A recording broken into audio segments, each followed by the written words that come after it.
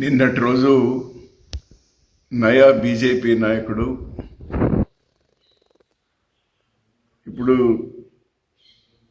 సెఫాలజిస్ట్గా విశ్లేషకుడిగా మారినటువంటి నా మంచి మిత్రుడు కిరణ్ కుమార్ రెడ్డి గారు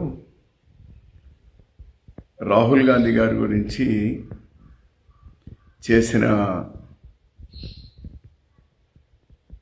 అతను మాట్లాడినటువంటి తీరు ఒక్కసారి ఆలోచన చేసుకొని అతన్ని అడుగుతా ఉన్నాను నేను. రాహుల్ గాంధీ గారికి తెలివితేటలు లేవు అన్నారు తమరు. మీలాంటి తెలివితేటలు ఉన్నటువంటి వారినైనా అతను పక్కన పెట్టుకోవాలి అని అన్నారు తమరు, సెలవిచ్చినారు. నిజమే, మీలాంటి తెలివితేటలు వాళ్ళకు లేదు అని మేము కూడా ఒప్పుకుంటాం సార్. కిరణ్ కుమార్ రెడ్డి గారు, తమరు అత్యున్నతమైనటువంటి స్థాయికి తీసుకెళ్ళినటువంటి కాంగ్రెస్ పార్టీ, రాహుల్ గాంధీ గారు మీరు ముఖ్యమంత్రి అవడానికి one of the main instrument, మర్చిపోవద్దు. మీ తెలివితేటలు అలాంటి పార్టీను పక్కన వదిలేసి తమరు చెప్పుల పార్టీ పెట్టుకున్నారు. మహా తెలివి. తర్వాత బీజేపీలో చేరాలని చూసినారు. ఎందుకో నోట్ల రద్దు, జిఎస్టీ తర్వాత కాంగ్రెస్ పార్టీ బాగుంటుందేమని తమరు వచ్చిన, నేను కూడా తమరి జతలో వచ్చినాను సార్. రాహుల్ గాంధీ గారి సమక్షంలోనే మళ్ళీ మీరు కాంగ్రెస్ పార్టీలో చేరినారు, మళ్ళీ ఇప్పుడు బీజేపీలో చేరినారు. మీ ఇష్టం. ప్రజాస్వామ్యంలో ఎవరు ఎక్కడైనా ఉండొచ్చు. కానీ మీ తెలివితేటలు ఉన్నాయే, ఎందుకోసం మీ తెలివితేటలని? కేవలం కుర్చీ కోసమే కదా, కేవలం పదవి కోసమే కదా. రాహుల్ గాంధీ గారు కానీ ఆ కుటుంబం కానీ మీలాంటి తెలివితేటలు లేవు కాబట్టే పదవుల కోసం ఆరాటపడలేదు సార్. మీలాంటి తెలివితేటలు లేవు కాబట్టే జవహర్లాల్ నెహ్రూ గారు దాదాపు 14 సంవత్సరాలు జైల్లో మగ్గేవాళ్ళు కారు సార్. మీలాంటి తెలివితేటలు లేవు కాబట్టే ఇందిరాగాంధీ గారు ఈ దేశం కోసం ప్రాణత్యాగం చేసేవాళ్ళు కాదు సార్. మీలాంటి తెలివితేటలు లేవు కాబట్టే రాజీవ్ గాంధీ గారు ఈ దేశ సమగ్రత కోసం ప్రాణాలు త్యాగం చేసేవాళ్ళు కాదు సార్. మీలాంటి తెలివితేటలు లేవు కాబట్టే సోనియా గాంధీ గారు ప్రధానమంత్రి పదవి వచ్చినా కూడా ఆ రోజు దేశం మంచి దృష్ట్యా మన్మోహన్ సింగ్ గారిని చేసినారు సార్. రాహుల్ గాంధీ గారికి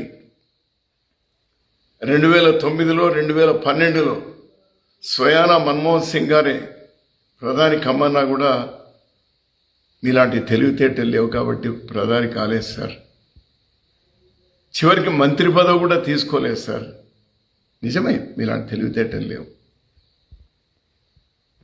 మీరు కాంగ్రెస్ పార్టీలో ఉన్నప్పుడు కాంగ్రెస్ పార్టీ నుంచి లబ్ధి పొందినారు, అంత పెద్ద పదవి పొందినారు. మీరే విధంగా ముఖ్యమంత్రి అయినారు ఏమైనటువంటివి నాకు తెలుసు, మీకు తెలుసు. అది బహిరంగంగా మాట్లాడాల్సినటువంటి అవసరం కూడా లేదు. ఆ సందర్భం వస్తుందని కూడా నేను అనుకోను. ఇప్పుడు కేవలం మళ్ళీ ఏదో పదవి కోసం, ఏదో ఒక రాజ్యసభకో, ఏదో ఒక చిన్న రాష్ట్రంలో ఒక లెఫ్టినెంట్ గవర్నర్ కోసమో అంత కక్కుర్తి పడాలనా? అవసరమా? Please, you are my good friend my dear. రారా పోరా అనుకునేటువంటి వాళ్ళం మనమిద్దరం కూడా, ఏరా ఏరా అనుకునేటువంటి వాళ్ళం మనమిద్దరం కూడా. ఎందుకంటే ఒక స్థాయికి ఎదిగిన తర్వాత ఆ గౌరవాన్ని కూడా కాపాడుకోవాలి మై డియర్ ఫ్రెండ్. ఈ విధంగా మళ్ళీ రాహుల్ గాంధీని అంటే బీజేపీలో తమరి ప్రాపకం పెరుగుతుంది, ఏదో వస్తుంది.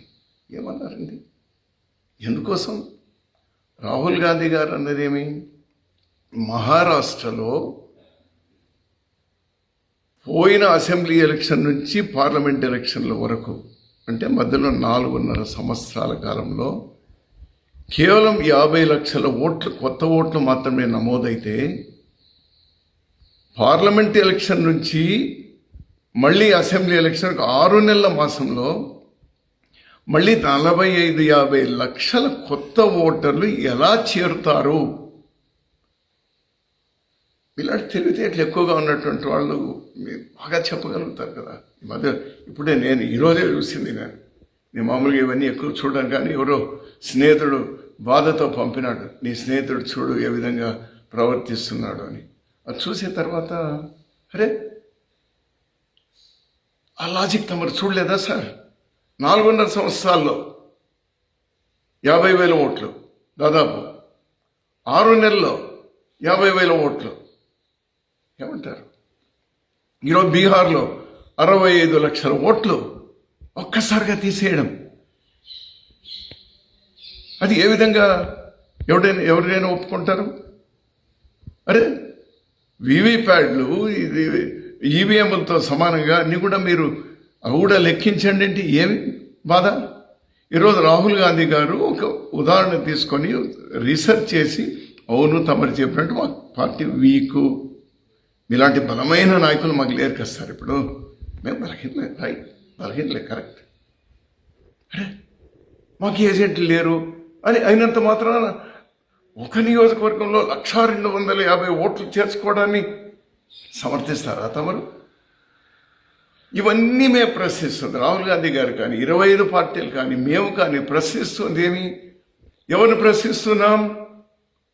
ఎలక్షన్ కమిషన్ ప్రశ్నిస్తున్నాం.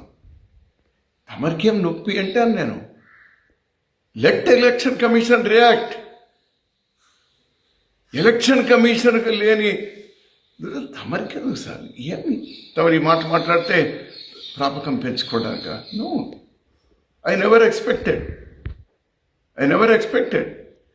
It's not correct. బెటర్ అలాంటి మాటలు రాహుల్ గాంధీ గారి మీద. ఈ దేశం కోసం అతనేం పదవి ఉంచుకున్నాడు, పార్టీ పదవి. మల్లికార్జున ఖర్గే గారు అయినారు ఈరోజు. Is a fighter. ఈ దేశం అంతా తిరిగినారు. ఈ దేశంలో ప్రజాస్వామ్యాన్ని వాళ్ళ తాత, వాళ్ళ ముత్తాత, వాళ్ళ అవ్వ, వాళ్ళ నాన్న ఈ దేశాని కోసం, వాళ్ళ తల్లి దేశాని కోసం ప్రాణత్యాగాలు, ఆస్తుల త్యాగాలు, ఇంకేమి చేయాలని, ఇంకేం త్యాగాలు చేయాలి? తమరి కోసం వాళ్ళు ఒక రాజ్యసభకో ఇంకోటికో ఏమైనా ఒక త్యాగం చేయమని చెప్తారా? ఈ విధంగా పాపం కిరణ్ కుమార్ రెడ్డి గారికి ఏమీ చేయలేకపోయింది కాంగ్రెస్ పార్టీ. ఆఫ్టర్ ఆల్ ఒక ముఖ్యమంత్రిని మాత్రమే చేసింది. ఇంకా అతనికి ఏదో కావాలి, దానికోసం ఏదైనా త్యాగం చేయమని అడుగుతామా? I'm sorry my dear Kiran Kumar Reddy, I'm very sorry. చాలా తప్పు మాట్లాడినాం. ఇలాంటివి కనీసం భవిష్యత్తులో పునరావృతం కాకుండా చూసుకో. వస్తాయి పదవులు, వస్తాయి పోతాయి. మనిషి గౌరవాన్ని కాపాడుకోవాలి మై డియర్, చూసుకో. సో నీలాంటి తెలివితేటలు గాంధీ కుటుంబానికి, రాహుల్ గాంధీ గారికి, వాళ్ళందరికీ లేవు కాబట్టి మేము గర్విస్తూ ఉన్నాం. మీలాంటి తెలివితేటలు వద్దు వద్దు వద్దు. ప్రజాస్వామ్యంలో అది మేమెవ్వరూ ఒప్పుకునేటువంటిది కాదది. తమరుగా తెలివితేటలు పెంచుకోవాలనుకుంటే పెంచుకోండి, but not at the cost of మీకు అన్నం పెట్టిన చేతిని నరికేటువంటిది ఉందే. No no no no. Yours is a Congress family. Congress నుంచి పోయిన వాళ్ళు చాలామంది ఉన్నారు. కాంగ్రెస్ వదిలి జగన్ పార్టీకి పోయిన వాళ్ళు ఉన్నారు, తెలుగుదేశం పోయిన వాళ్ళు ఉన్నారు, చాలామంది ఉన్నారు. వాళ్ళు ఎవరో మాట్లాడలేదే. వాళ్ళ అవసరాలు, వాళ్ళ ప్రాంత అవసరాలు, వాళ్ళ కార్యకర్తలు మళ్ళీ మరొకటో ఏదో ఇబ్బందులు ఉండి పోయింటారు. నేను పార్టీలు మారడాన్ని నేనేం పెద్ద తప్పడం లేదు. But in your case what are you doing? Why are you accusing Congress party? మీ కాంగ్రెస్ ప్రభుత్వం ఉన్నప్పుడు you're also there at that time. You're also there.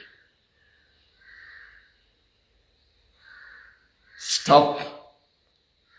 ఇటువంటి మాటలు, ఇటువంటి ఆలోచనలు కలలో కూడా రానియద్దు. ఇంకా నీ ఆరోగ్యానికి నీకు మంచిది. Thank you.